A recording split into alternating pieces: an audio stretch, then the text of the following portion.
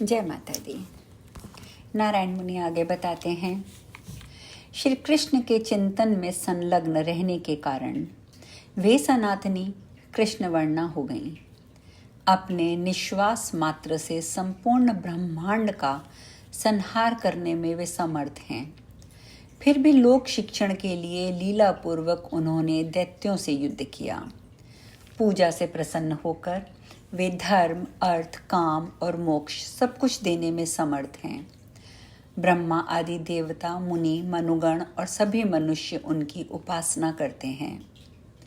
भगवती प्रकृति के प्रधान अंश रूप से वे वसुंधरा देवी प्रकट हुईं। वे सभी प्राणी पदार्थों की आधारभूता हैं तथा सभी प्रकार के शस्यों के रूप वाली कही गई हैं। ये रत्नों की निधि हैं, रत्न गर्भा तथा समस्त समुद्रों की आश्रय रूपा हैं। वे राजा प्रजा सभी से सदा पूजित तथा वंदित हैं। वे सभी की आश्रय तथा सब प्रकार की संपत्ति प्रदान करने वाली हैं, जिनके बिना चराचर जगत संपूर्ण रूप से निराधार हो जाता है। हे मुनीश्वर, अब आप देवी प्रकृति की जो जो कलाएं हैं उन्हें सुनिए। जिस जिस देवता की जो जो भार्यां हैं मैं वह सब वर्णन करता हूँ। सभी लोगों में पूज्या स्वाहा देवी अग्निदेव की भार्यां हैं, जिनके बिना देवगण यज्ञ भाव प्राप्त करने में समर्थ नहीं हो पाते।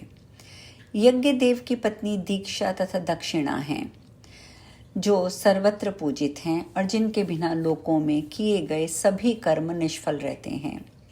पितृदेवों की पत्नी स्वधा देवी हैं। ये दुनिया मुनियों, मनुओं और मनुष्यों से पूजित हैं, जिनके बिना किया गया कोई भी पितृकर्म निष्फल रहता है। वायुदेव की पत्नी स्वस्ति देवी हैं। प्रत्येक लोक में उनकी पूजा होती है। उसके बिना किया गया आदान प्रदान निष्फल रहता है।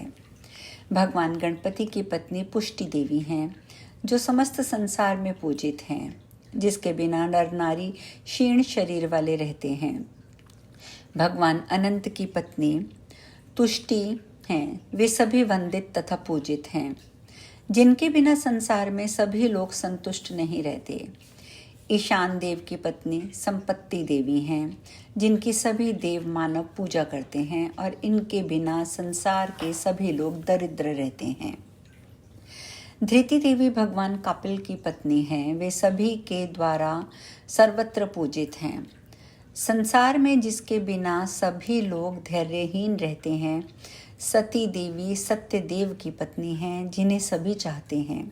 वे मुक्त लोगों के द्वारा पूजित हैं और जगत प्रिय हैं। इनके बिना लोग बंधुत्वहीन हो जाते हैं। दया देवी मोह की पत्नी हैं।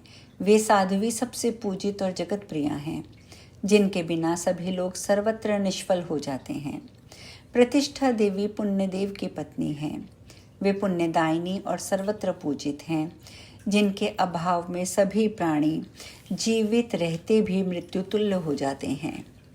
कीर्ति देवी सुकर्म देव की पत्नी कही गई हैं, जिनकी पूजा सौभाग्यशाली लोग करते हैं और जिनके बिना संपूर्ण संसार यशहीन होकर मृतक तुल्य हो जाता है।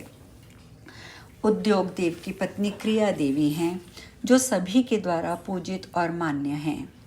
हे नारद, इनके बिना संपूर्ण जगत विधिहीन हो जाता है। अधर्म की पत्नी मिथ्या देवी हैं, जिन्हें सभी धूर्त जन पूजते हैं तथा जिनके बिना विधि निर्मित धूर्त समुदाय रूप जगत को नष्ट हो जाता है। सतयुग में ये मिथ्या देवी तिरोहित रहती हैं। त्रेता युग में सूक्ष्म रूप में रहती हैं। द्वापर में आधे शरीर वाला होकर रहती हैं, किंतु कलयुग में महाप्रगल्भ होकर वे बलपूर्वक सर्वत्र व्याप्त रहती हैं और अपने भाई कपट के साथ घर घर घूमती फिरती हैं। हे नारद, सुशील की शांति और लज्जा नामक दो सर्वपूजित भार्याएं हैं, जिनके बिना यह समस्त जगत उन्मत्त की भांति हो जाता है। ज्ञान की 3 पत्नियां हैं, बुद्धि, मेधा और धृति, जिनके बिना सारा संसार मूर्ख और मत बना रहता है। धर्म की पत्नी मूर्ति अत्यंत मनोहर कांति वाली है, जिनके बिना परमात्मा तथा विश्व समूह भी निराधार रहते हैं। वे सर्वत्र शोभा रूपा, लक्ष्मी रूपिणी, मूर्तिमयी, साध्वी, श्री रूपा, मूर्ति रूपा, सभी की मान्य, धन्य और अति पूज्य हैं। रुद्र की पत्नी कालाग्नि हैं। वे ही सिद्ध योगिनी तथा निद्रा रूपा हैं, जिनके संयोग से रात्रि में सभी लोग निद्रा से व्याप्त हो जाते हैं। काल की 3 पत्नियां हैं, संध्या, रात्रि और दिवा, जिनके बिना विधाता भी काल की गणना नहीं कर सकते। लोभ की 2 पत्नियां हैं, शुद्धा और पिपासा। वे धन्य, मान्य और पूजित हैं, जिनसे व्याप्त संपूर्ण जगत नित्य ही चिंताग्रस्त रहता है। तेज की 2 पत्नियां हैं, प्रभा और दाहिका, जिनके बिना जगत की रचना करने वाले ब्रह्मा सृष्टि करने में समर्थ नहीं होते। काल की 2 पुत्रियां भी हैं, मृत्यु और जरा, जो ज्वर की प्रिय पत्नियां हैं, जिनके द्वारा सृष्टि विधान के अंतर्गत ब्रह्मा का बनाया हुआ ये संसार नष्ट होता रहता है। निद्रा की एक पुत्री तंद्रा और दूसरी प्रीति, ये दोनों सुख की पत्नियां हैं, जिनसे हे नारद ब्रह्मा के द्वारा निर्मित ये सारा जगत व्याप्त है। वैराग्य की 2 पत्नियां श्रद्धा और भक्ति सभी की पूज्या हैं, जिनसे ये मुने जगत निरंतर जीवंत मुक्त के समान हो जाता है। देवताओं की माता अदिति हैं, गायों की उत्पत्ति सुरभि से हुई है, दैत्यों की माता दिति, कद्रु, विंता और दनु, सृष्टि निर्माण में इनका उपयोग हुआ है। ये सभी प्रकृति देवी की कलाएं कही गई हैं।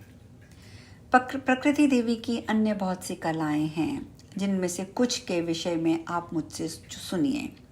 चंद्रमा की पत्नी रोहिणी, सूर्य की पत्नी संज्ञा, मनु की पत्नी शत्रुपा, इंद्र की पत्नी शची, बृहस्पति की पत्नी तारा, वशिष्ठ की पत्नी अरुंधति, गौतम ऋषि की पत्नी अहिल्या और अत्रि की भार्या अनुसुईया, कर्दम्ब की पत्नी देवहूति और दक्ष की भार्या प्रसूति हैं।